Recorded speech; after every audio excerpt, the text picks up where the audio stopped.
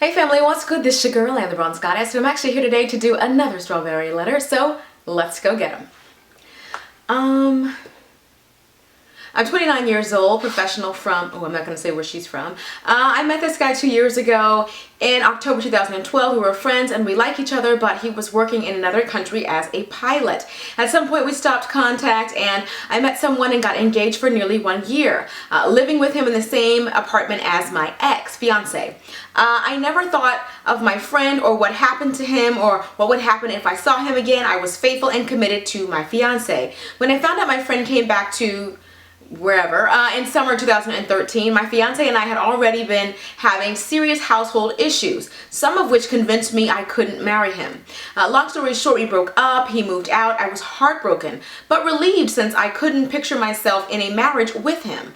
I would have plainly and simply suffered.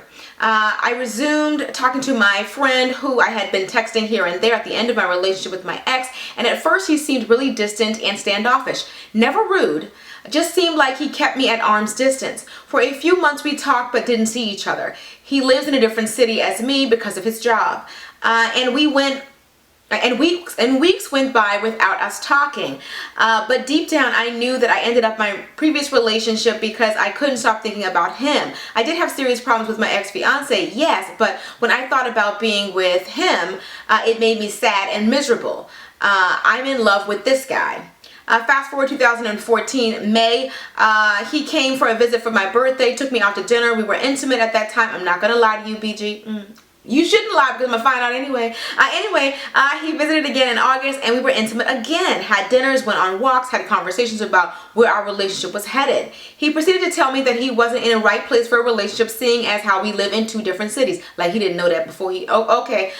During Labor Day weekend, I was sad and hopeless waiting for his call or his visit. I realized that I put myself in a situation where my feelings are invested, but I'm getting a little too into this guy. I texted him and asked that we stop any communication because I feel like I'm headed for more suffering. His reaction was, and she quotes, all this is what he said to her, "I know I'm being inconsiderate and I didn't mean to hurt you. Not in the right place for a relationship. You deserve more than I'm giving you," etc. I'm ready to take on responsibility for my own actions in this particular situation, but how can I go on and be excited about my life again? I'm gonna get you for that. I'm gonna get you for that statement. I've been in a relationship and I always seem to get the short end of the stick. I always end up heartbroken. Thanks for your advice. Be blessed. Now, the main reason why I wanted to do your particular strawberry letter is not because it is different, it is brand new, it is unique or anything like that. It is because I'm noticing a common thread. How many of us have to get into relationships with guys who are upfront and honest with us? It is entirely different if you had no idea, you got into it, your feelings got involved, and then he dropped the whole "I don't have time for a relationship" situation. But in this particular instance, he told you up front. Let me tell you what I really think the situation is, the reason why I wanted to do your letter. I know, we all know that the male ego is huge, but the female ego these days is out of control as well. I think you thought you could change him, or you at least thought you could change his mind. And as many times as I've told you guys, a man is going to do what he wants to do when he wants to do it. If he told you up front he wasn't ready for a relationship, it doesn't matter how amazing those dinners were. It doesn't even matter how amazing the intimacy was. You get what I'm saying? None of that matters. He's not going to change his mind. I don't think, I'm not going to paint all women with one brush and say women are incapable of having casual sex and having casual relationships. I'm not going to say that because some women are. A select few, a small microcosm of us can do that. But for a lot of women, we take it and we get emotionally attached. I'm not a huge fan of the whole soul ties thing, but a lot of us do get emotionally attached in relationships where we have been intimate with someone.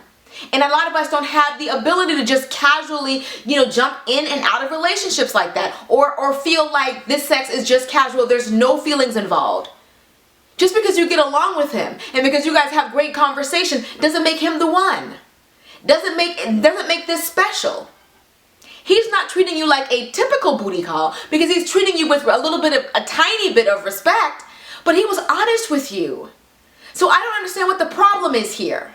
It was your ego, I think. This is my opinion. A lot of you are going to have a difference of opinion, and that's why the comment section has always, and every single letter, always been open, because it's not about me being right. It's about me giving my opinion and you giving yours, and she and the writer of the letter coming up with what they think is the best decision for them and their life. So don't get that twisted. But in my opinion, since she did write to me, I feel like her ego was pretty big. She thought she could change him. If the man told you he wasn't ready, he didn't have time, he wasn't in a place in his life for a relationship, why did you think any different?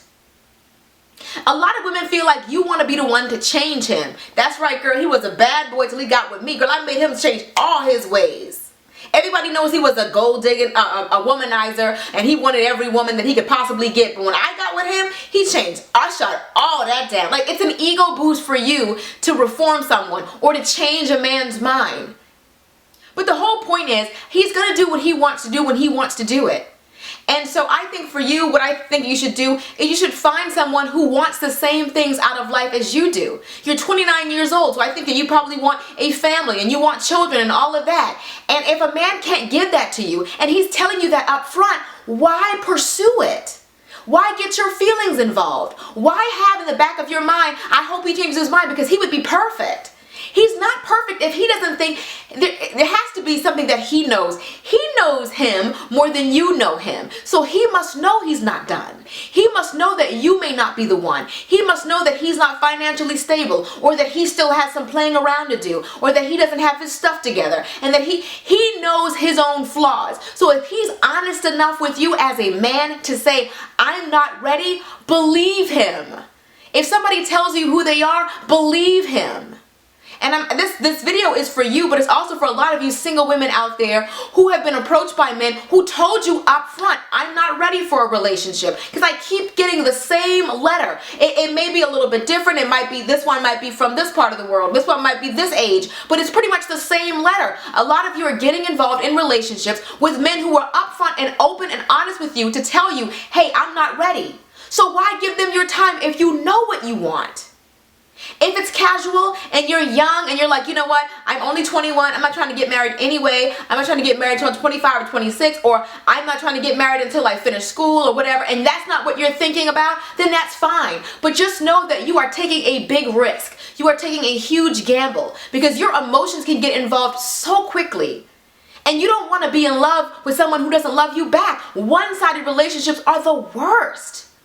Who wants to be with someone that you have to convince to be with you?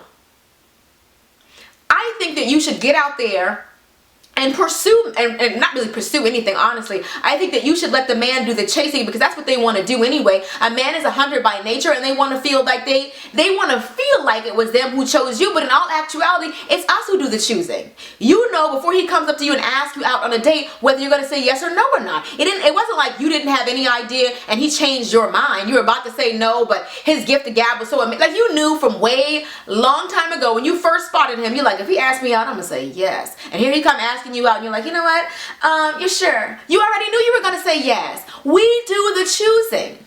We do the choosing. But a lot of us just make them think that it was their idea to soothe their ego. But that's just basically, it's neither here nor there. But anyway, my whole point is be involved in relationships that will give you what you want. If you already know, before you even get involved, before you even get attached, that he is not able to give you what you want, then he's not the one. Any man that doesn't think that you're amazing, thinks you're a catch, doesn't want to take you off the market, doesn't want you to, date other men. Like that's a man who wants you will not not want you to be out there where other men can snatch you up. He who findeth a wife findeth a good thing. If he thought he found a good thing and he thought he found a wife, he would lock it down. Stop being with men who don't want to lock you down, man. Did you think the scripture went the other way? She who findeth a husband findeth a good thing. Girl, stop playing. He who findeth a wife, he's got to feel like he found you. And if he finds you and doesn't think that you're worth snatching up, then go allow yourself to be found. Go be Ruth. I'm not going to get too much into it, but the whole story with Ruth and Boaz in the Bible is Ruth wasn't looking for a man. She was doing her. She was doing her, living her own life. And while she was doing her thing, somebody found her. Just do you. Stop looking. Because when you look, you find what you're not looking for. Because you already know, I want a husband, I want him. I think you're not going to be the one. I just want you to get the idea of you're not going to change a man's mind. Who he is and how he is, who you date is who you marry. If he's not ready, he's not going to just change his mind because the sex was that good. Or change his mind because you're sweet and because the conversation is so amazing. You're not going to change his mind. He knows if he's not ready and he's telling you that, believe him. That's pretty much it, but I love you guys so much. Thank you so much for watching. If you enjoyed this video, be sure to share it on your social media platforms, Instagram, Facebook, Twitter, Tumblr, wherever it is that you be. Share me, okay? Yeah, I love you guys, and be sure to comment in the comment section what you think that she should do. But to me, if a man doesn't realize you're a catch, then he's not a catch. If a man doesn't realize that I'm awesome, then what are we doing here? Like that's my whole point in anything. You don't want to make me your girlfriend? Number one, you're crazy. And number two, bye. Okay? Anyway, I love you guys and I'll see you in the next video. Until next time, later divas and dudes. Deuces.